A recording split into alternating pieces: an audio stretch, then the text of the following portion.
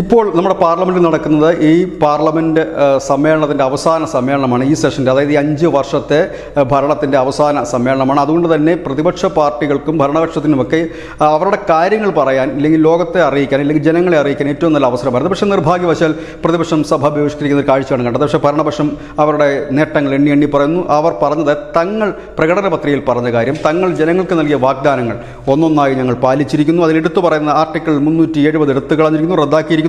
അപ്സ വടക്കിഴക്കൻ സംസ്ഥാനങ്ങൾ നീക്കം ചെയ്തിരിക്കുന്നു. രാമക്ഷേത്രം പൂർത്തിയായിരിക്കുന്നു.